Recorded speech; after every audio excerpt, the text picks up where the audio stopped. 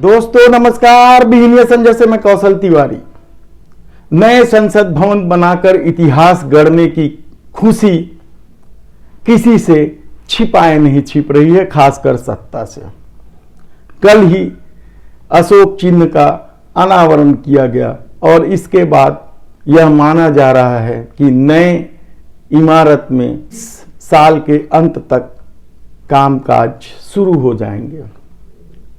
इस दौरान देश के प्रधानमंत्री नरेंद्र मोदी ने मजदूरों से भी मुलाकात की और उनसे पूछा कि वे इमारत बना रहे हैं या इतिहास बना रहे हैं, और मजदूरों ने बड़ी ही मासूमियत से जवाब दिया कि वे इतिहास बना रहे हैं।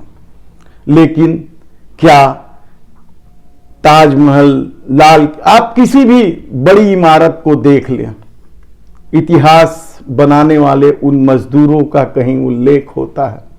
शायद इस मामले में अजूबा कुछ हो जाए तो हम कुछ नहीं कह सकते, लेकिन जिस तरीके से इस लाइन को मीडिया जगत में प्रचारित प्रसारित किया गया या मीडिया ने प्रचारित प्रसारित किया, वह जरूर ऐतिहासिक है। देश की आर्थिक हालत किसी से छिपी नहीं है। पड़ोसी देश श्रीलंका में जिस तरीके का भगदड़ का माहौल है, उसके बाद इस देश में भी एक नई तरह की चिंता शुरू हो गई है। सब कुछ कारपोरेट के हवाले कर देने की सत्ता की कोशिश के सामने सब कोई नतमस्तक है। विपक्ष डरा हुआ है, ये कहा जाए तो गलत नहीं होगा। वह इसलिए डरा हुआ है कि शायद उसने भ्रष्टाचार से जो पैसे कमाए हैं उसकी स्थिति छुप जाने की है, डर जाने की है। और मोदी सत्ता जिस तरीके से संवैधानिक संस्थाओं का उपयोग कर विपक्ष को दबा रही है, विरोध के स्वर को कुचलने की कोशिश कर रही है, खुले आम उनके समर्थक किसी को देशद्रोही और हिंदू विरोधी बता रहे हैं, उसके बाद तो यह सोचना ही गलत होगा कि हम महंगाई या देश की आर्थिक बदहाली से उबरने का कोई उपाय सोच रहे हैं। इन सवालों से इतर छत्तीसगढ़ में इन दिनों सूर्यकांत तिवारी छाया हुआ है। ये सूर्यकांत तिवारी कौन है, इस पर हम फिर कभी विस्तार से बात करेंगे, लेकिन इतना जान ले कि सूर्यकांत तिवारी जो कोयला कारोबारी है, उसकी ठसक सत्ता तक रही है, चाहे वो रमन सिंह की सरकार हो या भूपेश बघेल की सरकार हो। लगता है इस मामले में जब आयकर विभाग ने सूर्यकांत तिवारी पर छापेमारी की कार्रवाई की तो उस मामले में भाजपा ने इस मुद्दे को भूपेश सरकार से जोड़कर कोई भूल कर दी है। यकीनन, क्योंकि इस मुद्दे को लेकर जिस तरीके से आम आदमी पार्टी हमलावर है, वह छत्तीसगढ़ में पैर पसार रही है और उसे ऐसा मुद्दा मिल गया है जो लोगों को अपनी ओर आकर्षित कर सकता है। आम आदमी पार्टी के प्रदेश अध्यक्ष मोदी ने साफ कहा कि जनता भारतीय जनता पार्टी की सरकार से या रमन सिंह की सरकार से त्रस्त होकर भूपेश सरकार को मौका दी थी, लेकिन भूपेश सरकार में भी वही कुछ चल रहा है जो रमन सिंह की सरकार में चल रहा था।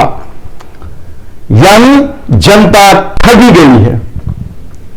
ऐसे में सवाल यह है कि क्या भारतीय जनता पार्टी इस मुद्दे को उछालकर बैकफुट पे चली गई है? क्योंकि जिस तरीके की तस्वीर सूर्यकांत तिवारी की भारतीय जनता पार्टी के नेताओं के साथ आने लगी है, उसे आप साधारण मुलाकात कहने की गलती कभी नहीं कर सकते।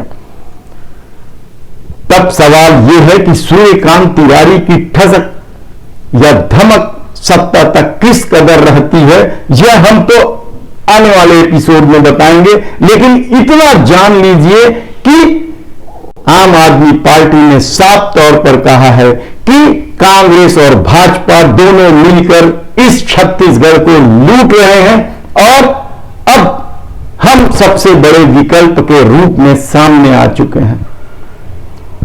छत्तीसगढ़ की जनता ने भाजपा को भी आजमाया, कांग्रेस को भी आजमाया और इस बार अब वे आम आदमी पार्टी को मौका देंगे। क्या दिल्ली में सरकार इसी वजह से आम आदमी पार्टी की नहीं बनी थी, या पंजाब में जो सरकार बनी है क्या उसके पीछे की वजह यही नहीं थी कि अकाली कांग्रेस चलते रहा और लोग इतने त्रस्त हो गए थे कि उन्होंने आम आदमी पार्टी को गले लगा लिया था। छत्तीसगढ़ में आम आदमी पार्टी संगठन के विस्तार पर लगातार काम कर रही है, सदस्यता अभियान उनका लगातार चल रहा है और ऐसे में सूर्यकांत तिवारी वाला मामला जो सामने आया है उसके बाद वह जिस तरीके से हमलावर हुई है वह भाजपा और कांग्रेस दोनों के लिए उनकी बेचैनी बढ़ाने वाली है। आम आदमी पार्टी क्या सत्ता तक पहुंच पाएगी यह कहना कठिन है, लेकिन एक बात तो तय है कि यदि भूपेश सरकार के खिलाफ सत्ता विरोधी मत अब तक भाजपा को मिलने की गारंटी थी तो वह मत विभाजित होने लगा है और लोगों का ध्यान आम आदमी पार्टी की ओर जाने लगा है। आम आदमी पार्टी के अध्यक्ष ने तंज कसा कि किस तरीके से भाजपा और कांग्रेस मिलकर एक दूसरे को लूट रहे हैं। कहां है वे घोटाले की फेहरिस्त जो भूपेश बघेल ने सत्ता संभालते समय निकाली थी। डीकेएस घोटाले से लेकर स्काई वॉक घोटाला यानी नान घोटालों की फेहरिस्त जारी करते हुए उन्होंने कहा कि क्यों भूपेश सरकार कार्रवाई नहीं कर रही है। क्या दोनों भीतर से मिले हुए हैं? यह सवाल आम आदमी पार्टी के प्रदेश अध्यक्ष कोमल हुपेडी ने पूछा है। उन्होंने यह भी कहा कि भाजपा और कांग्रेस का सफेदपोश नकाब उतर गया है। प्रदेश में भाजपा और कांग्रेस की लूट ने राजनीतिक, प्रशासनिक और व्यापारिक तंत्र को पूरी तरीके से भ्रष्ट बना दिया है। जबकि सूर्यकांत तिवारी ने जो आरोप लगाए हैं वह मोदी सरकार पर आरोप लगाए हैं कि वह छत्तीसगढ़ में भी सिंधे मॉडल लाकर सत्ता परिवर्तन करना चाहती है। इसके लिए उन्हें उनके साथ मारपीट की गई, उनका दबाव डाला गया। इस आरोप पर कितनी सच्चाई है इसका पता तो बाद में चलेगा, लेकिन जिस तरीके से आम आदमी पार्टी ने सवाल उठाए हैं उस सवाल ने बरबस ही आम आदमी पार्टी की तरफ ध्यान खींचा है। उधर नियमितीकरण की मांग को लेकर कर्मचारी संगठन लामबंद होने लगे हैं और कहा जा रहा है कि इस महीने के आखिरी तक कोई बड़ा आंदोलन करेंगे। बड़ा आंदोलन तो छत्तीसगढ़ कर्मचारी फेडरेशन संघ भी, कर्मचारी अधिकारी फेडरेशन संघ भी करने वाले हैं। वे भी बड़ा आंदोलन कर रहे हैं। 25 जुलाई से उनका आंदोलन शुरू हो जाएगा। लगातार बैठकों का दौर चल रहा है। स्कूली सफाई कर्मचारियों की हड़ताल की वजह से तो शिक्षा व्यवस्था, पढ़ाई लिखाई सब कुछ प्रभावित होने लगा है। साफ सफाई या तो बच्चों को करना पड़ रहा है या टीचरों को करना पड़ रहा है और शीघ्र ही आगे के बड़े निर्णय के लिए, बड़े आंदोलन के लिए बुधवार को यानी कल अंशकालीन स्कूली सफाई कर्मचारी बड़ी बैठक करने वाले हैं और इस बार आर पार की लड़ाई लड़ने की बात वे कर रहे हैं। ऐसे में भूपेश सरकार के सामने एक तरफ मोदी सत्ता चुनौती है तो दूसरी तरफ सरकारी कर्मचारियों में बढ़ता असंतोष और उनकी मांग को पूरा करना सबसे बड़ी चुनौती है। नियमितीकरण का वादा तो भूपेश बघेल और टीएस बाबा ने घूम घूम कर किया था जब वे विपक्ष में थे। तब सवाल यह है कि 3.5 साल होने जा रहा है इस सरकार को, वह इस दिशा में क्या कर रही है।